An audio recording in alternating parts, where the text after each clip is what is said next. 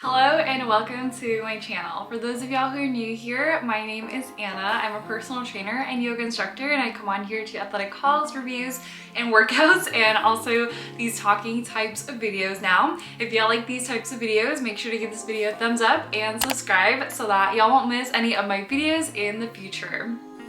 So happy new year to everyone. This is actually my first talking video of 2025, so welcome. If y'all have a specific topic that y'all would like me to cover, please message me on my Instagram DMs or comment down below, and I will definitely try to make an effort to make or incorporate some of those video topics in the future. I wanted to just share some insights because I have been a trainer since pre-COVID, which means that I lived through working as a personal trainer since the COVID times, or before the COVID times, to COVID times, then after the COVID times. So I have been working as a personal trainer throughout this whole cycle. That forced not only myself, but a lot of personal trainers out in the world to get very creative and do more at-home workouts. I know not everyone watching this video has access to either a gym or even dumbbells at home or even equipment in general. So I wanted to highlight this video as more of a video to introduce how to progress in your own house or own home to make your workouts more challenging and effective, and also get the results that y'all want, essentially, is why you're here, right? You all want to know how to get the results even at home. Before we get into the actual content and the meat of this video, I want to just say a quick thing before we start for equipment. If anything, I would highly recommend, as a mobility and functional coach, y'all already know, I would highly recommend getting recovery / mobility tools, if anything. I've been gifted this from Rad. I'm not sponsored by them, but I was gifted this. So again, I use my Rad roller all the time. In addition to my trigger point, this was not gifted, this was my own money. So this one I use frequently with my clients and myself.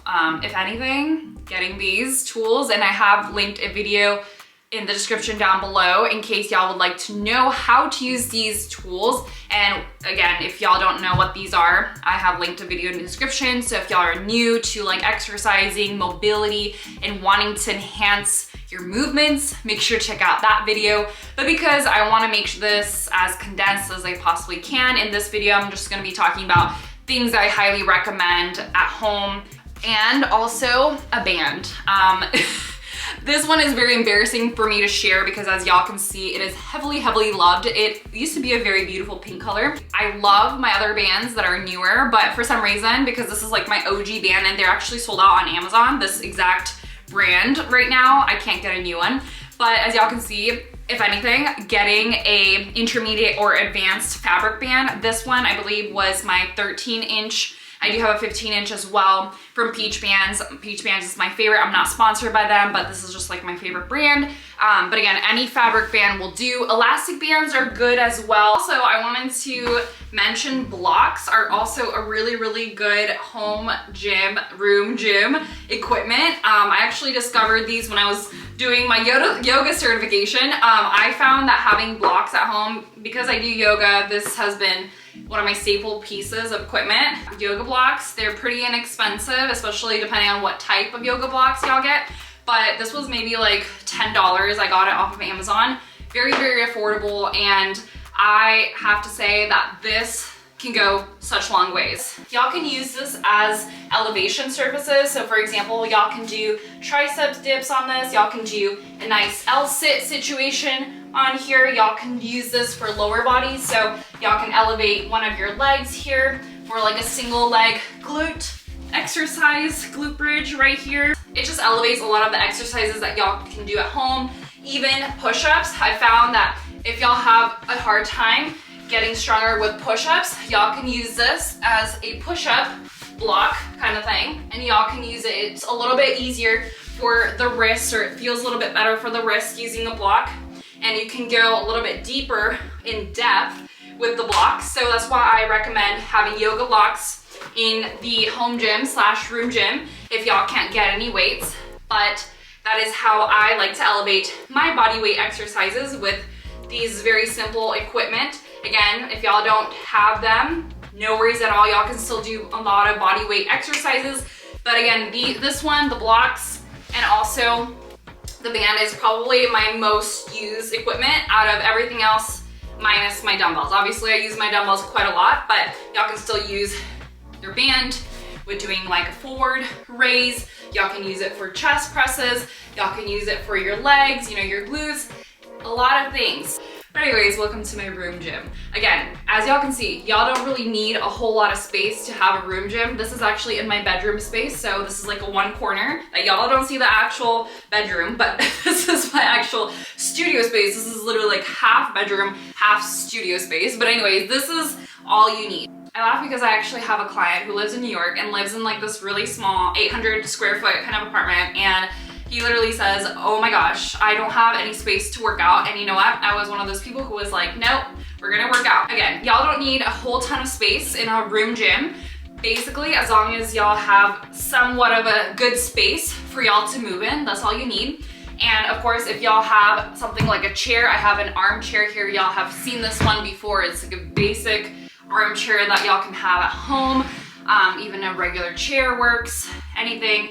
I use my chair to elevate myself so y'all can do like a plank. So again, first thing that y'all can do with a plank is to elevate yourself. So either on a chair like so, elevating yourself. I've even had clients, actually the same client that I was talking about, he had a bedroom, right? And he had the ledge of the frame of the bed. So he used that as his elevation surface because we don't have a block, you know, in the house. So obviously at the gym or in the gym, home gym setup that y'all have seen before, y'all know what I'm talking about. I have a block there for step ups, you know, planks, whatever. And so because we don't have that sometimes in home gym settings, we have to get creative. The second one that I want to mention is a squat versus a deadlift. A lot of people come to me and ask me, Anna, what is the difference between a squat and a deadlift? Obviously, if you're a bodybuilder and you've been working out for quite some time, y'all already know what that is. But this is, again, this video is meant for people who are new to working out. Again, if you're like an intermediate advanced, maybe fast forward this one. So basically what a squat is basically making sure your hips are nice and back, your knees and toes, shins are aligned here, making sure your knees are not coming out like this. And number one thing that I see with people is either their heels start to raise up, especially on the way down. I feel like depth is also a question that I get asked a lot. I tell my clients making sure to find a nice depth until your heels will not raise. So if you're coming down like this, let's say you're here and your heels are raising like this, that's an indicator to not go that deep. And it might be common sense to some people, but again, I like to highlight that if your low squat is here and you're keeping your heels on the floor, your toes can lift up like this.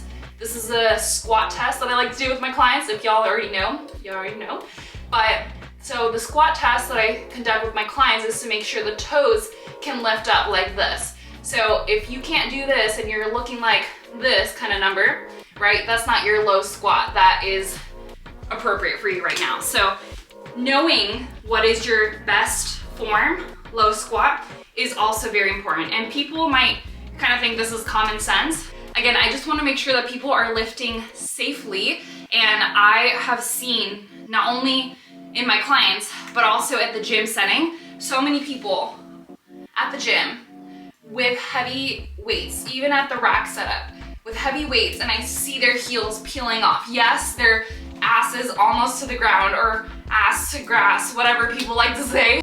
But if you're not doing your form correctly, I'm so sorry to say that you might get injured in the future. And I will be doing a how to prevent injury kind of thing for squats especially, because that's a huge question I get all the time in a different video, but I just wanted to say that real quick. So again, making sure, doesn't matter how heavy you lift, it's about the quality of the form. Even at home, y'all can always make it harder. So starting with, again, a good form for body weight and making sure that your core is nice and tight. You're not rounding your back like this. You're making sure your back muscles are nice and connected here, and just making sure your form is great. What I usually recommend to especially beginners is having a nice mirror, whether it's a long mirror, short mirror, whatever mirror that y'all can see yourself in your form, or even doing it on your phone.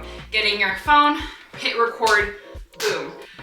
Try to see how you look like, so that way you can kind of analyze where your squats can improve. That's number one for squats. Anyone for doing squats, making sure you know what you look like, right? And if you're doing good body weight quality squats, good for you. Then let's go ahead and grab, you know, whatever you can. If y'all are doing at home, I would say if you're in a gym setting, obviously grabbing a dumbbell, blah, blah, blah. But if you're at home, right, one of the challenges is how do you progress? It's not just about progressing with weights. I also tell my clients you can progress with tempo. You can add in static holds. Static holds are my favorite thing ever, especially if y'all are at home. What static holds are, you already might know this from some of my workouts, but if y'all are new here, basically static holds are not moving the body. So let's say we're doing a squat, which I'm doing right now, right? And we say static hold. This is a static hold. So notice that you're still working actively, but we're static holding. And this is where you feel the burn. And again, back to dynamic and then holding static squat. So that's one of the ways that I tell my clients to incorporate if y'all are especially at home, which is still very, very challenging, and it's gonna get you results. So now that I went over a basic form of squat, we're gonna go ahead and talk about the deadlift. So I'm gonna do one squat and then deadlift. Maybe y'all can see. So again, this is one squat, and then this is gonna be a deadlift. Can y'all spot the difference? Y'all probably already saw the difference was in the hips. So a deadlift is a hip hinge action, whereas a squat, we're coming down and up, torso is forward, and hips are still back, right? Hips are still back, but we're imagining we're sitting into an imaginary chair in a squat. For a deadlift, instead of focusing on bending your knees and bringing your ass to grass, as a lot of people like to say, we're focusing first on a hip hinge motion, meaning we're starting from the hips, we're keeping your back nice and engaged, and just keeping the core engaged like we do in a squat. Slight bend in those knees, we're still bringing the glutes back, but behind. Imagine you're behind, kicking open a locked door with your ass. I know that sounds really weird, but sometimes it works, these analogies. All right, so again, and then we're hip hinging here. So again, starting with the hips, coming down, slight bend in the knees, and from here, if y'all have a dumbbell, it'll look like this, obviously, but here. And then here, the difference, squat here, lowest form of squat versus a deadlift right here.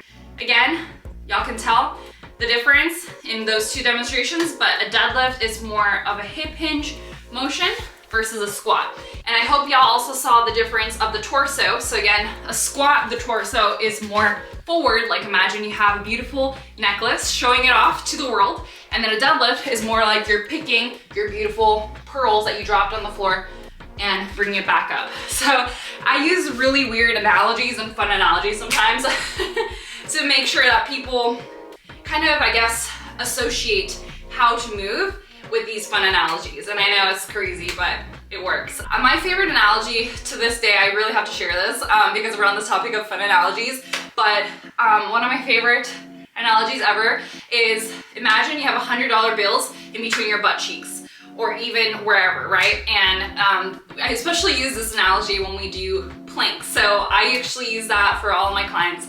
I just wanted to share that real quick, fun fact. Anyways, moving on. So deadlifts, so different forms of deadlifts. Some people ask, what can we do at home? So different forms of, so now that y'all know, the traditional deadlifts here, that's traditional. The second one that I recommend to my clients, you can do in offset. So offset, we have 1 foot's distance from your heel. So let's say my right foot is here, my left foot is here. So we have 1 foot's distance approximately between my right heel and my left toes here.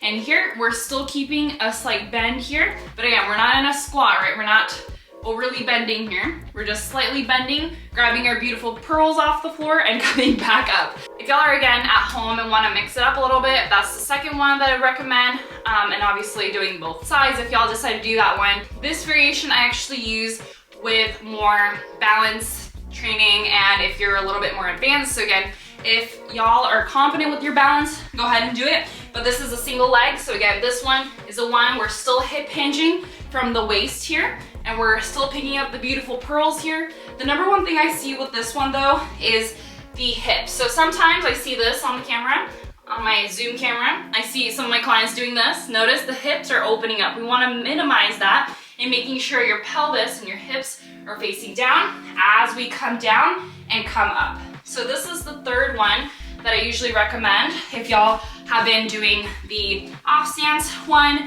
and doing the traditional deadlifts and want to mix it up a little bit, make it more challenging.